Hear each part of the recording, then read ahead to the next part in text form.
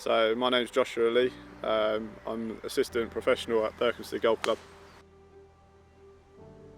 Most of my job entails doing a lot of coaching, doing some shop hours, whether I have to do some repairs, helping customers out with golf equipment, whether they need new drivers, putters, irons, do some fittings for them. But yeah, generally it's mostly the coaching aspect of it, and people who need help with their game, I try and help them out, hopefully. I played golf at a young age. I was probably more invested into football, as most kids are. But come the age of about 16, I kind of fell out of love with football. Felt like I wanted to have a bit more of an independent sport to focus my attention on. And at about age of 16, my best mate got me into golf, and I just got the bug from there, really. So I'd say, yeah, from 16 and onwards, I've been heavily invested into golf, and I've really put all my efforts into trying to be as good as I can. There are like elements of the game where you have to be sharp enough, you know, for like the top level. Everybody can hit the ball tee to green, but it really comes down to around the green, so 100 yards and in. So that aspect of the game is really important. So I do invest quite a lot of time around the chipping green with the putter in my hand, whether it's that 100-yard pitch shot, if I can get it close, that's the goal, I guess, and everything. But it's not as easy as it sounds, really. There's loads of different shots you've got to play, different conditions you play in. So every time you turn up to the golf course, the conditions are always different. So you have to adjust and be good at adapting to the environment. So that's one of the key assets you need to have in being a tour professional, I guess. This is kind of a strategic golf course where you have to hit a lot of irons off the tee, perhaps, just to make sure you stay in play.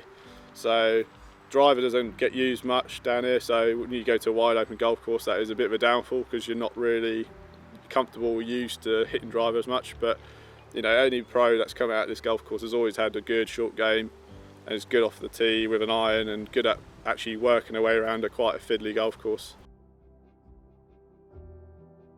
I'd say probably the hardest part of the game is to try and get out your own head. So the moment between you've hit your golf shot, whether it's a tee shot or your approach shot to the green, to the next shot, there's a lot of time in between that 2 points in time. So to try and not overthink and try and burn yourself out with thinking, oh, what have I got to do with this next shot?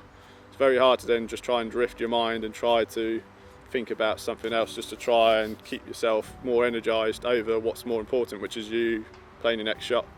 I always say to people who don't quite fully understand how it works, you've got basically like what the football stage is like. So you've got the Premier League being the European Tour, second stage down is what Championship, and that's what they call the Challenge Tour. The tours, satellite tours I'm heading for to try and get myself on the ladder and get myself going forward is basically like League One golf. However, I do believe the level of golfers who play in these tours are very much the same as the main tour. It's just that whether they're consistent or whether they believe they're good enough to do it is the thing that defines the good golfers to the people who are still on the ladder trying to get up there. So rest of the year, trying to play a few more events, try and actually get a bit more better results. The start of the year has not been too good, but again, that's where golf goes and takes you sometimes. You can find yourself in holes where mentally you're not feeling confident in your own game. So I'm getting out of that little ditch I'm in, but towards the end of the year I'm looking to try and get a few top 10s if I can, maybe win a Pro-Am here or there on the roster, and then towards the end of the year go out and try and qualify for the tour again if I can, which would be the Alps Tour. That would be my main goal going ahead for 2023.